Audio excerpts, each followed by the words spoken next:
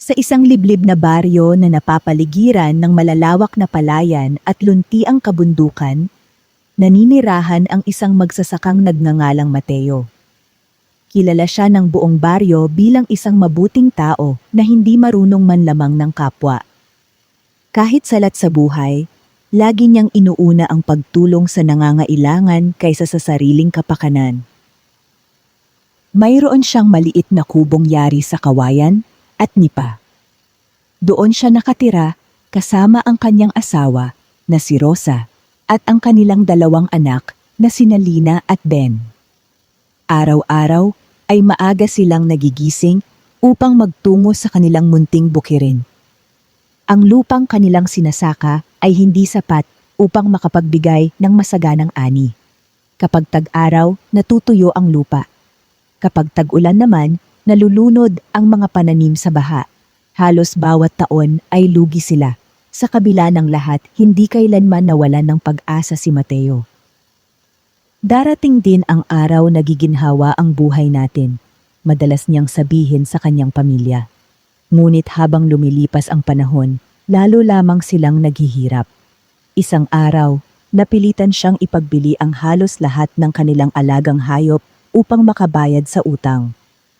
Naiwan na lamang ang isang matandang kalabaw na halos wala nang gustong bumili dahil sa edad nito.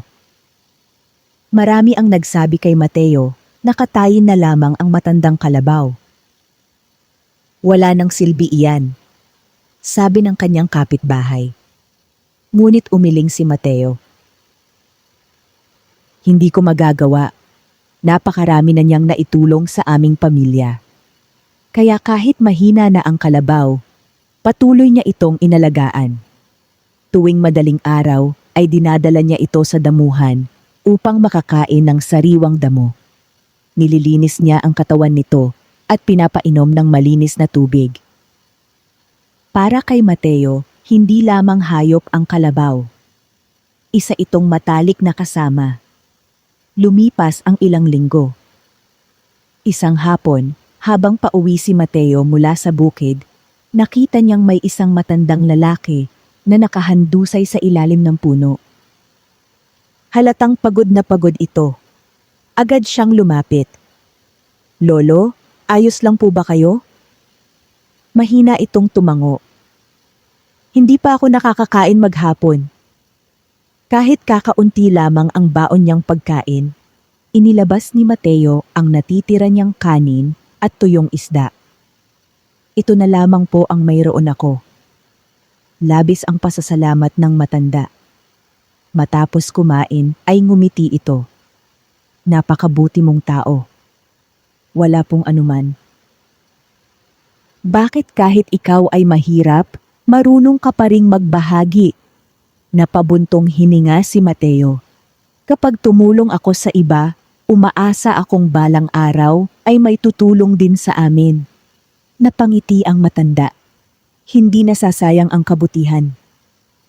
Maya-maya ay tumayo ito. Naway pagpalain ka.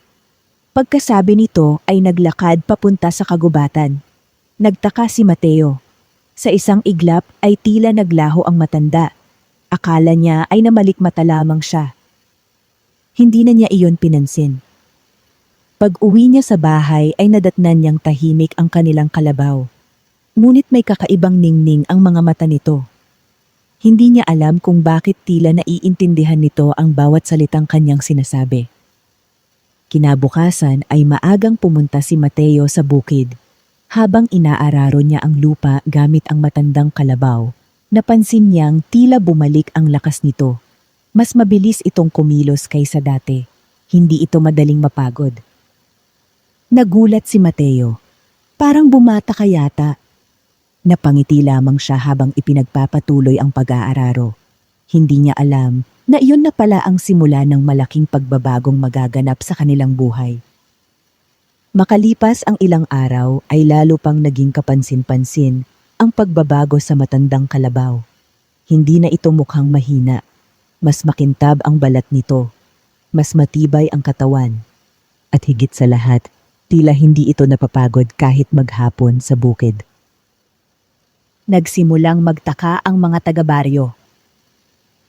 Paano nangyari iyon? Hindi ba matanda na ang kalabaw niya? Ngunit walang maisagot si Mateo. Hindi rin niya alam ang dahilan.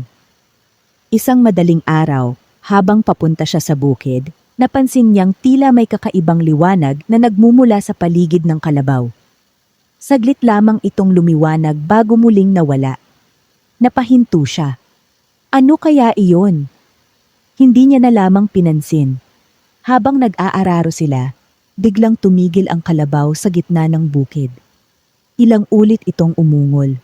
Pagkatapos ay kinaskas nito ang lupa gamit ang paa. Napakunot noo si Mateo. Lumapit siya. Nang hukayin niya ang bahagi ng lupa, tumama ang pala sa isang matigas na bagay. Maingat niya iyong hinukay. Isa pala iyong lumang banga. Nang buksan niya ito ay halos hindi siya makapaniwala. Puno ito ng mga lumang gintong barya. Napaupo siya sa sobrang gulat. Hindi niya akalaing may nakabaon palang kayamanan sa ilalim ng kanyang bukid. Hindi siya agad kumuha ng kahit isang barya. Sa halip ay umuwi muna siya upang kausapin ang kanyang asawa. Nang makita ni Rosa ang laman ng banga ay napaluha ito. Sa wakas, hindi na tayo magugutom. Ngunit sinabi ni Mateo, hindi natin ito uubusin sa walang kabuluhan. Nagpasya silang gamitin lamang ang bahagi ng kayamanan upang mabayaran ang kanilang mga utang. Bumili sila ng mas magandang binhi. Nagpagawa sila ng maayos na bahay. Nagkaroon sila ng sapat na pagkain.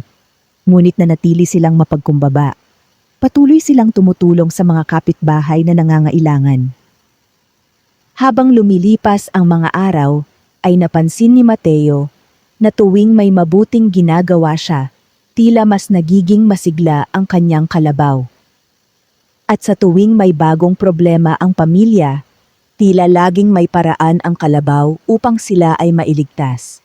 Isang gabi, habang nagpapahinga si Mateo sa harap ng kanilang bahay, lumapit ang mahiwagang kalabaw. Tahimik lamang itong tumingin sa kanya. Pagkaraan ng ilang sandali ay yumuko ito na tila may nais ipakita. Sa ilalim ng leeg nito ay may nakasabit na maliit na lumang palawit na hindi pa niya kailanman napansin. Nang hawakan niya ang palawit, biglang bumalik sa kanyang alaala ang matandang lalaking kanyang tinulungan sa ilalim ng puno. Bigla niyang naunawaan. Ang matandang iyon ay hindi isang ordinaryong tao. At ang kalabaw na matagal na niyang inalagaan ay hindi rin isang pangkaraniwang hayop. May dala itong isang sinaunang hiwaga na naghihintay lamang ng taong tunay na may mabuting puso. Hindi pa alam ni Mateo na ang tunay na pagsubok ay nagsisimula pa lamang. May mga taong makaaalam sa lihim ng mahiwagang kalabaw at gagawin nila ang lahat upang maagaw ito. Mabilis na kumalat sa buong baryo ang balitang biglang guminhawa ang buhay ng pamilya ni Mateo. Ang dating kubong yari sa kawayan ay napalitan ng isang matibay ngunit payak na bahay. Ang kanilang bukirin ay naging luntian at hitik sa masaganang ani. Hindi na sila nagugutom at nakapagbibigay pa sila ng tulong sa mga kapitbahay. Marami ang natuwa para sa kanila, ngunit hindi lahat ay naging masaya. Sa kabilang dulo ng baryo ay nakatira ang pinakamayamang tao roon, si Don Arturo. Kilala siya bilang isang mapag-imbot at sakim na negosyante. Malawak ang kanyang mga lupain, marami siyang tauhan, ngunit hindi pa rin siya nasisiyahan sa kanyang kayamanan. Nang marinig niya ang balita tungkol kay Mateo, agad siyang nagtaka.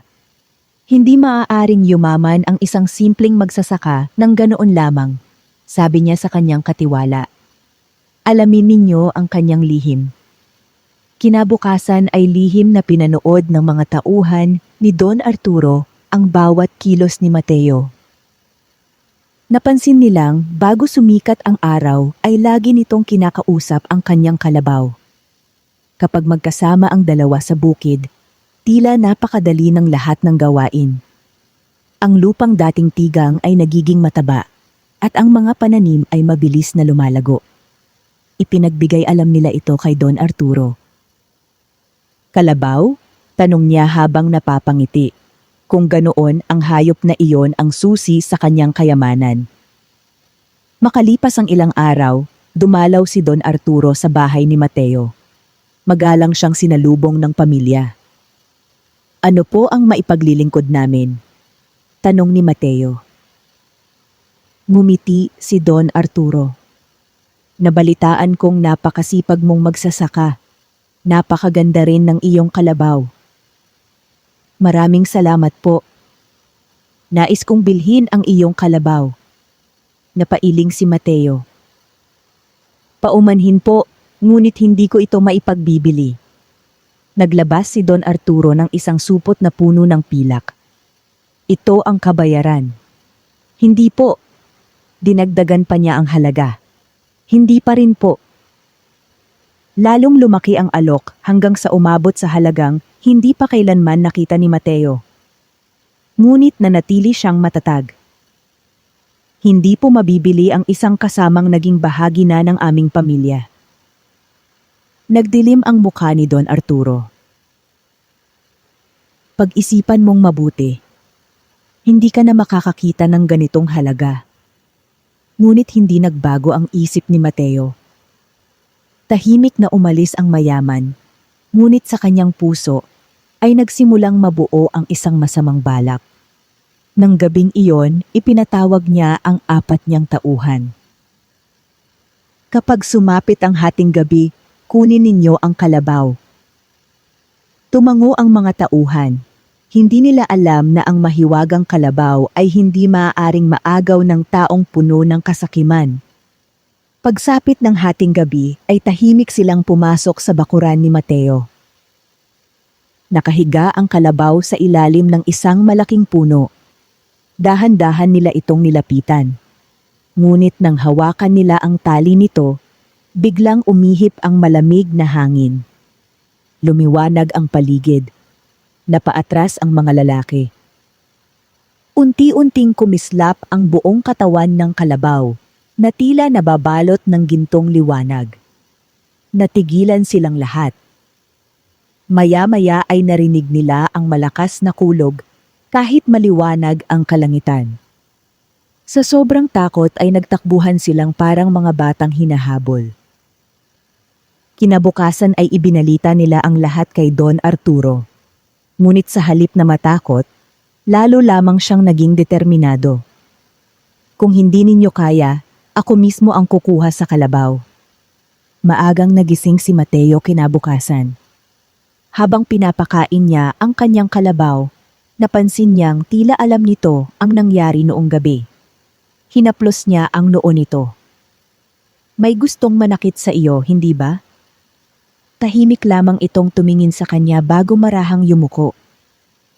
Nang araw ding iyon ay dumating ang isang matinding tagtuyot sa buong baryo. Unti-unting natuyo ang mga ilog, nalanta ang mga palay, nawalan ng pag-asa ang maraming magsasaka. Si Don Arturo man ay nalugi dahil sa pagkatuyo ng kanyang malalawak na taniman. Ngunit nang dumating si Mateo sa kanyang bukid, isang kamanghamanghang tanawin ang bumungad sa kanya. Ang lupa roon ay mamasa-masa pa rin. Luntian ang mga palay.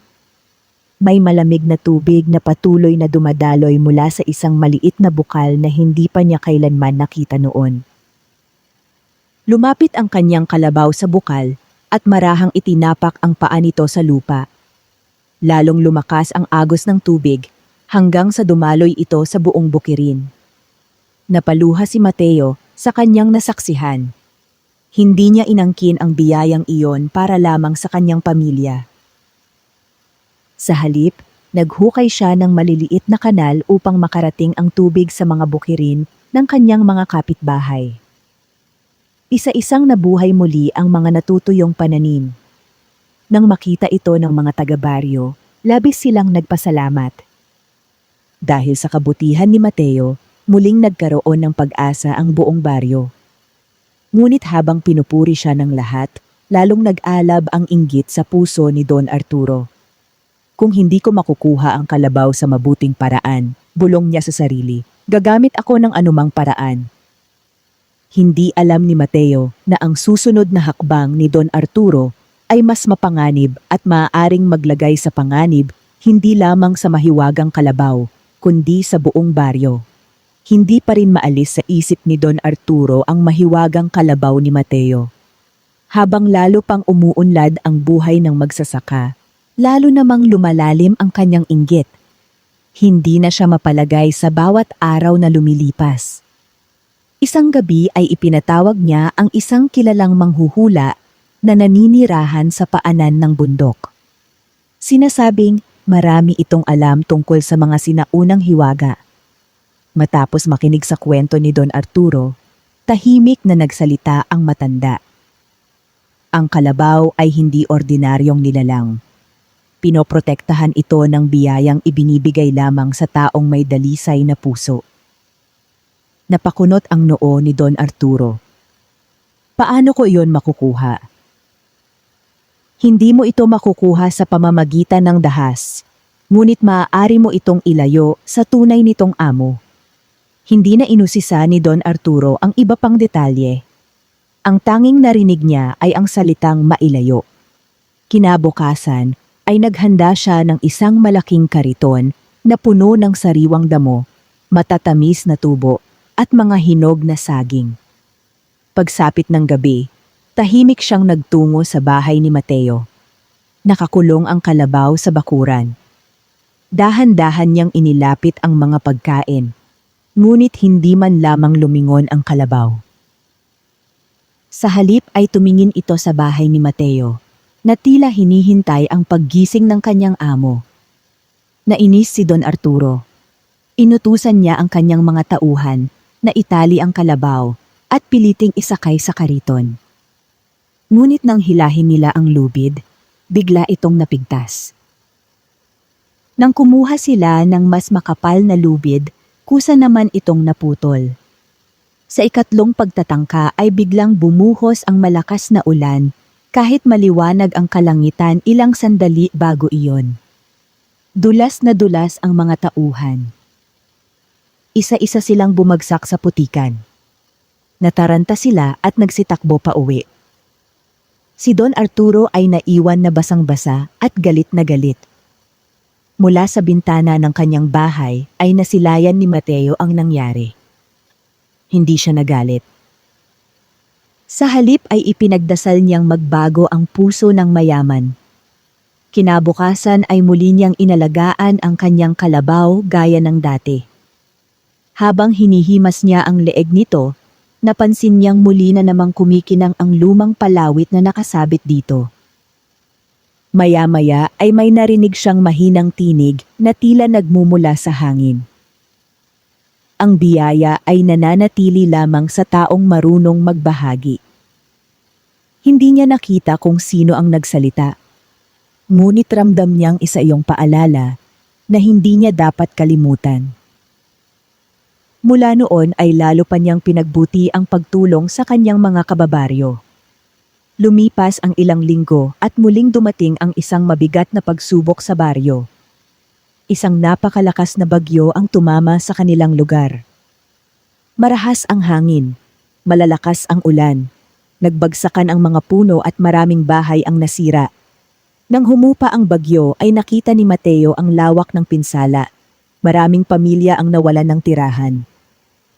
Nasira rin ang karamihan sa mga taniman. Bagaman ligtas ang kanyang pamilya, hindi siya nagdalawang isip na tumulong. Binuksan nila ni Rosa ang kanilang bahay upang pansamantalang matuluyan ang mga nawalan ng tahanan. Ibinahagi nila ang kanilang mga naipong pagkain. Ginamit ni Mateo ang kanyang mga naipon upang bumili ng mga binhi at ipamahagi sa mga magsasakang nawalan ng pananim. Habang abala siya sa pagtulong, tahimik lamang na sumusunod ang mahiwagang kalabaw. Isang umaga habang naglilinis sila ng mga natumbang puno, biglang itinapak ng kalabaw ang paa nito sa lupa. Makalipas ang ilang sandali ay may tumubong maliliit na damo sa paligid. Sa pagdaan ng mga araw, mabilis na nabuhay ang mga pananim sa mga bukiring dati ay winasak ng bagyo. Unti-unting bumalik ang sigla ng buong baryo. Hindi makapaniwala ang mga tao sa bilis ng kanilang pagbangon. Tinawag nilang isang himala ang nangyari. Ngunit alam ni Mateo na ang tunay na dahilan ay ang kabutihang ibinabalik ng mahiwagang kalabaw sa sinumang tapat at matulungin. Samantala, mula sa kanyang malaking bahay ay tahimik na pinagmamasdan ni Don Arturo ang mabilis na pag-unlad ng baryo. Sa unang pagkakataon ay nagsimula siyang makaramdam ng hiya. Napagtanto niyang sa kabila ng kanyang napakalaking kayamanan, wala siyang nagawa upang tulungan ang kanyang mga kababaryo. Ngunit may isang taong dumating sa kanyang tahanan ng gabing iyon. Isang misteryosong lalaki na nakasuot ng maitim na balabal. Kung nais mong mapasa iyo ang kapangyarihan ng mahiwagang kalabaw, mahina nitong sabi, may alam akong paraan. Napatingin si Don Arturo sa estranghero. Hindi niya alam na ang pagtanggap sa alok nito ang magiging simula ng pinakamapanganib na yugto ng kanyang buhay at ng buhay ni Mateo. Hindi mapakali si Don Arturo matapos makausap ang misteryosong lalaking nakasuot ng maitim na balabal. Ano ang dapat kong gawin? Tanong niya. Ngumiti ang estranghero. Hindi mo kailangang nakawin ang kalabaw.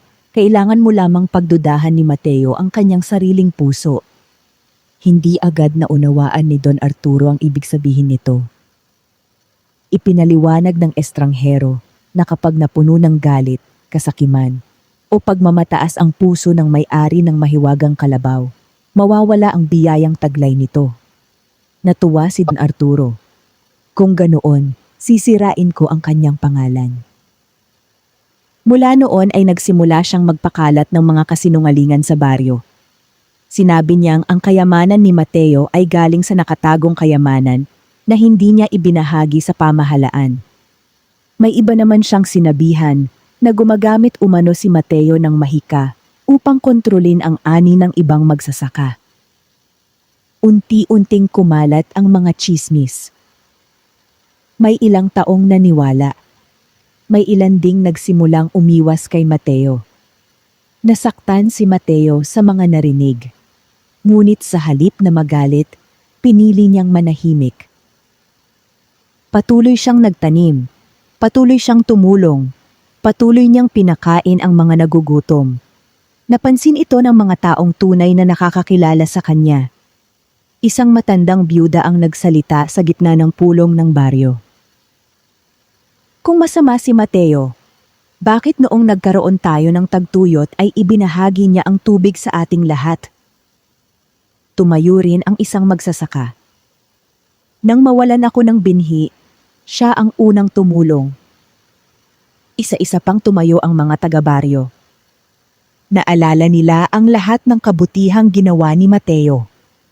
Unti-unting nawala ang mga maling paratang. Nahihiyang yumuko ang mga naniwala sa tsismis. Samantala, ang mahiwagang kalabaw ay tahimik lamang na nakatingin kay Mateo. Muling kumislap ang palawit sa leeg nito. Sa sandaling iyon ay napuno ng masaganang bunga ang mga pananim sa bukid. Napagtanto ni Mateo na ang tunay na kapangyarihan ng mahiwagang kalabaw ay hindi ginto o kayamanan. Ito ay pagpapala na lumalakas habang nananatiling mabuti at tapat ang puso ng kanyang amo. Samantala, ang misteryosong lalaking nakabalabal ay biglang naglaho na parang usok. Iniwan niyang mag-isa si Don Arturo sa kanyang kabiguan. Lumipas ang ilang araw. Habang naglalakad si Don Arturo sa kanyang mga lupain, nakita niyang tuyot pa rin ang kanyang mga bukirin. Marami sa kanyang mga tauhan ang umalis dahil sa kanyang pagiging malupit. Unti-unti ring naubos ang kanyang naipong kayamanan sa kakapilit na makuha ang lihim ng mahiwagang kalabaw. Naupo siya sa ilalim ng isang puno. Sa unang pagkakataon sa kanyang buhay, napaisip siya. Naging masaya ba ako sa dami ng aking kayamanan? Hindi siya makasagot. Maya-maya ay nakita niyang may isang batang pulubi na naghahanap ng makakain. Dati ay tiyak na palalayasin niya ito, ngunit may kung anong nagbago sa kanyang puso. Tinawag niya ang bata at binigyan ng pagkain. Ngumiti ang bata bago nagpasalamat. Hindi inaasahan ni Don Arturo na kakaibang gaan ang kanyang mararamdaman matapos tumulong. Kinabukasan ay nagtungo siya sa bahay ni Mateo. Nang makita siya ng magsasaka, magalang pa rin siyang sinalubong. Ano po ang sadya ninyo? Tahimik na yumuko si Don Arturo. Patawad. Nagulat si Mateo. Inggit ang nagtulak sa akin. Sinubukan kong kunin ang iyong kalabaw at siniraan pa kita. Ngumiti si Mateo. Ang mahalaga ay handa kang magbago. Hindi na napigilan ni Don Arturo ang kanyang pagluha. Humingi siya ng tawad sa buong baryo. Mula noon ay ginamit niya ang kanyang natitirang kayamanan upang ipaayos ang mga sirang tulay, bumili ng mga kagamitan para sa mga magsasaka, at magbigay ng trabaho sa mga mahihirap. Habang pinagmamasdan ito ni Mateo, lumapit ang mahiwagang kalabaw. Marahan nitong itinapik ang sungay sa balikat ni Don Arturo. Sa sandaling iyon ay muling umusbong ang luntiang damo sa paligid ng dati nitong tuyong bukirin. Napaluha si Don Arturo. Naunawaan niyang ang himala ay hindi para sa mga taong sakim. Ito ay para sa mga taong marunong magsisi, magpatawad at magmahal sa kapwa. Ngunit sa kalayuan, isang matandang lalaking may maputing balbas ang tahimik na nakamasid. Siya rin ang matandang tinulungan noon ni Mateo. Ngumiti siya bago naglaho sa hangin, hudyat na ang huling lihim ng mahiwagang kalabaw ay malapit ng mabunyag. Lumipas ang ilang araw matapos magbago ang puso ni Don Arturo. Naging payapa ang buong baryo. Masagana ang mga bukirin, masaya ang mga pamilya, at nagkaroon ng pagkakaisa ang mga tao. Isang madaling araw, habang sumisikat ang araw, napansin ni Mateo na tila nais siyang akayin ng kanyang mahiwagang kalabaw. Tahimik niya itong sinundan. Tinahak nila ang isang lumang landas patungo sa kagubatan, hanggang sa marating nila ang isang napakalaking puno na hindi pa niya kailanman nakita. Sa ilalim nito ay nakatayo ang matandang lalaking minsang kanyang tinulungan. Ngayon ay maliwanag na ang kanyang anyo. Ang kanyang mukha ay puno ng kabutihan at tila nababalot ng liwanag. Ngumiti ang matanda kay Mateo. Matagal kitang pinagmasdan. Magalang na yumuko si Mateo. Kayo po ba ang nagbigay sa amin ng lahat ng biyayang ito? Tumango ang matanda. Hindi ako ang nagbigay ng kayamanan. Ang iyong kabutihan ang nagbukas ng pintuan ng pagpapala. Napatingin si Mateo sa kanyang kalabaw. Ang kalabaw na ito ay matagal nang nagbabantay sa mga taong tunay na marunong magmahal sa kapwa. Marami ang nagtangkang angkinin ang kapangyarihan nito, ngunit ikaw lamang ang naging karapat-dapat. Napaluha si Mateo. Hindi ko naman po hinangad ang yaman. At iyan mismo ang dahilan kung bakit ka pinagpala. Iniabot ng matanda ang lumang palawit na nakasabit sa leeg ng kalabaw. Nang mahawakan iyon ni Mateo, nakita niya ang mga alaala ng mga dating nag-alaga sa mahiwagang kalabaw. Lahat sila ay mabubuting tao. Lahat sila ay ginamit ang kanilang biyaya upang tumulong sa iba. Pagkaraan ng ilang sandali ay nagsalita muli ang matanda. Panahon na upang ipasa ang huling aral. Unti-unting nagliwanag ang buong kagubatan. Ang mahiwagang kalabaw ay lumapit kay Mateo at marahang yumuko. Mula sa mga paa nito ay tumubo ang makakapal na damo, namulaklak ang mga halaman, at umagos ang malinaw na tubig. hanggat may mga taong may mabuting puso, mananatiling buhay ang pagpapala ng lupa. Pagkasabi niyon ay unti-unting naglaho ang matanda. Naiwan si Mateo na puno ng pasasalamat. Nauunawaan na niya ngayon ang tunay na layunin ng mahiwagang kalabaw. Hindi ito nilikha upang magpayaman ng isang tao. Ito ay nilikha upang pagpalain ang buong pamayanan. Lumipas ang maraming taon. Ang dating maliit na baryo ay naging isang maunlad at masaganang pamayanan. Masagana ang ani bawat taon. Walang nagugutom. Ang mga bata ay nakapag-aaral at ang mga matatanda ay namumuhay ng payapa. Hindi naging mayabang si Mateo sa kabila ng kanyang yaman. Nanatili siyang simpleng magsasaka na araw-araw ay nagtatrabaho sa bukid kasama ang kanyang pamilya. Si Don Arturo naman ay tuluyang nagbago. Ginamit niya ang nalalabi niyang kayamanan upang magpatayo ng paaralan, balon at mga tulay para sa buong baryo. Tinanggap siyang muli ng mga taong minsan niyang sinaktan. Isang umaga, napansin ni Mateo na tahimik na nakahiga ang mahiwagang kalabaw sa ilalim ng punong mangga. Lumapit siya at marahang hinaplos ang noo nito. Ngumiti ang kalabaw at tumingin sa kanya sa huling pagkakataon. Unti-unti itong nabalot ng gintong liwanag. Mula sa liwanag ay nahulog sa lupa ang lumang palawit. Nang mawala ang liwanag, wala na ang mahiwagang kalabaw. Hindi nalungkot si Mateo. Alam niyang natapos na nito ang kanyang misyon. Maingat niyang itinago ang palawit bilang alaala. Ngunit makalipas ang ilang buwan, may isang batang ulilang lalaki ang tumulong sa isang matandang gutom na gutom sa gilid ng daan. Pagkatapos niyang ibigay ang kanyang baon, napansin niyang may isang batang kalabaw na dahan-dahang lumapit sa kanya mula sa kagubatan. May nakasabit itong lumang palawit sa leeg. Napangiti si Mateo nang mabalitaan iyon. Naunawaan niyang hindi kailanman nawawala ang tunay na himala. Lumilipat lamang ito sa taong may pusong marunong magmahal, magpatawad, at tumulong nang walang hinihintay na kapalit. At mula noon, ay naging alamat sa buong lalawigan ang kwento ng mahiwagang kalabaw. Hindi dahil sa kayamanang ibinigay nito, kundi dahil itinuro nito sa lahat na ang pinakamahalagang kayamanan sa mundo ay ang kabutihang loob, katapatan, kasipagan, at pagmamahal sa kapwa.